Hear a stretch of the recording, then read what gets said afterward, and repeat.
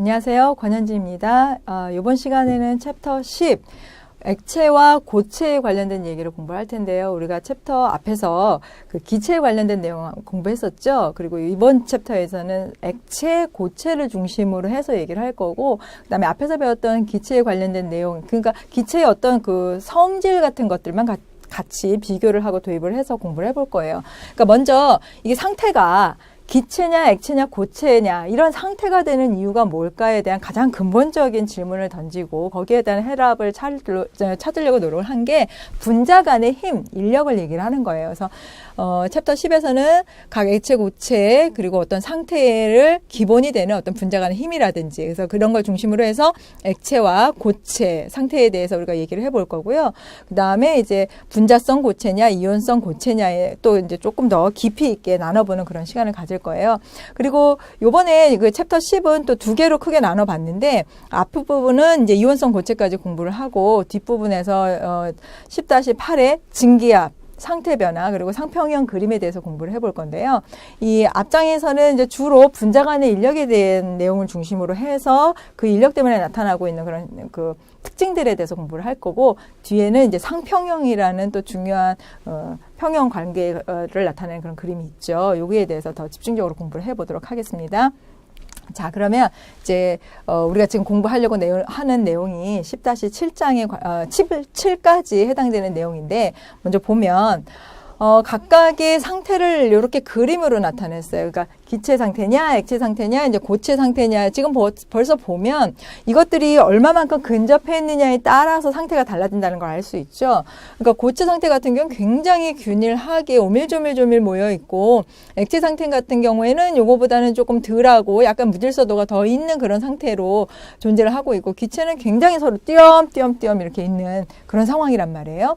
그래서 똑같은 질량이지만 차지하고 있는 공간, 즉 부피가 달라지기 때문에 나타나는 현상이 바로 이제 밀도가 되는데 고체나 액체 같은 경우에는 그래도 밀도가 기체에 비해서 상당히 좀 큰 걸 알 수 있고요. 거꾸로 얘기하면 기체가 밀도가 굉장히 작다는 얘기죠. 그러니까 이렇게 기체가 밀도가 작다 그런 개념 때문에 여러분들 기체는 무게가 없어요. 보이지도 또 않을 뿐만 아니라 이렇게 생각하는 경우가 있잖아요. 근데 그건 오개념이고 무게가 있어요. 우리 질량이 똑같은 상황 하에서 지금 비교를 하는 건데 그 질량이 워낙에 넓은 부피를 차지하고 있다 보니까 상대적으로 밀도가 굉장히 많이 떨어지는 그런 경향을 보이고 있다. 그리고 또 한 가지 특징은 이 고체에서 액체로 갈 때보다 상태가 지금 S고체에서 액체로 갈 때보다 액체에서 기체로 갈 때의 변화 정도가 훨씬 더 크다는 얘기가 뭐냐면 요거는 우리가 융해라고 얘기를 하죠. 액체로 융해됐다라는 표현을 하는 거예요. 그 다음에 이제 기체 상태로 증발했다라고 표현을 하는 건데 이때 융해열 같은 경우에는 6.02가 되고 이때 증발하는데 필요한 에너지를 봤더니 40.7이 되더라. 그러니까 융해되는 것보다 그냥 얼음이었던 게 녹아서 물이 되는 것보다 물이 기체 상태로 증발해서 날아가는 거 그 상황이 지금 훨씬 더 에너지가 많이 필요로 한다는 거죠. 나중에 얘기하겠지만 이게 무질서다라는 개념하고 같이 맞물려가지고 무질서도가 막 이렇게 증가하게 되는 기체 상태가 무질서도가 가장 크다고 보는 거죠. 그림에서도 보이는 것처럼 그런 상황으로 만들기 위해서는 더 많은 에너지를 공을 더 들여야 된다.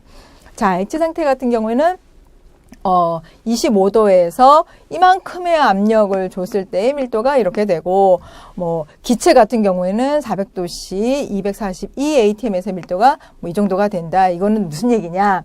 결국은 기체일 때 액체보다 사실 액체는 뭐 고체에 비해서는 압축률이 크지만 기체에 비해서는 훨씬 적겠죠. 그 말은 또 다시 거꾸로 얘기하면 기체 상태일 때 압축률이 굉장히 크다는 얘기예요. 그러니까 기체는 뭐겠어요? 이렇게 띄엄띄엄 있으니까 이걸 압축으로 확 만들어가지고 작은 공간으로 몰려 놓는데 상당히 유리하다. 상태 변화 세 가지 상태 중에서 그래서 이제 액체하고 고체는 비슷비슷한 그런 경향을 보이고 있고 액체와 고체는 그러니까 상당히 기체와는 다른 성질을 보이고 있다라는 거를 이제 예시를 두고 있는 거예요. 뭐 여기까지는 아직까지 큰 문제가 없는데 여러분들이 이제 분자 간의 인력이라는 걸 생각을 해야 돼요. 그래서 분자 간의 인력을 우리가 생각하는데 여기 지금 보면은 무곡성으로 표현이 되어 있죠.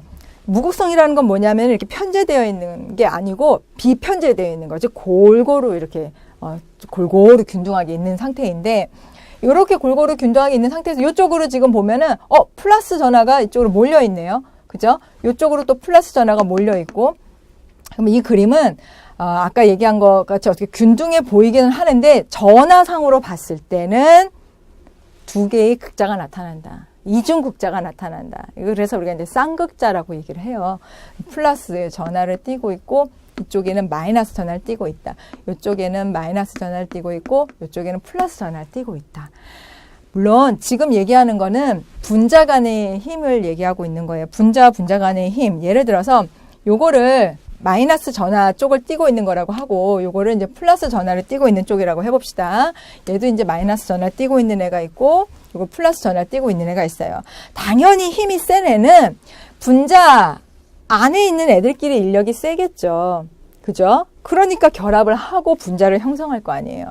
그러니까 분자를 형성하고 있는 이런 상황에서 또 우리가 뭘 봐야 되냐면 한쪽은 이렇게 플러스 전하를 띠고 있고 한쪽은 마이너스 전하를 띠고 있더라는 얘기예요. 그러니까 이 분자와 이 분자 사이에서도 이런 정전기적인 인력 때문에 결합까지는 아니지만 어떤 인력이 작용한다는 얘기를 분자 간의 인력이라고 얘기를 하는 거예요. 그래서 이 인력은 특히나 쌍극자 사이에서 발생하고 있는 그런 분자 간의 인력이기 때문에 쌍극자 힘이라고 이름을 갖다 붙여요. 여기 지금 보면 이 플러스 전하, 마이너스 전하, 플러스 전하, 마이너스 전하 사이에 이렇게 점선으로 나타내고 있는 이 모든 힘들이 지금 다 이제 그 인력, 반발력 다 합쳐가지고 나타냈을 때 총 힘은 결과적으로 인력이 더 큰 거죠. 그러니까 잡아당기고 있는 상호 간의 인력이 커야지 반발력이 크게 되면 얘네들이 서로 확 벌어지고 멀어질 거 아니에요. 그죠?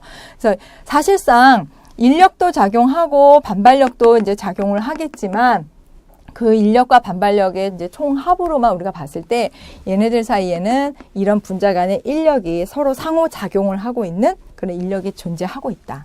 이렇게 보여주는 거고요.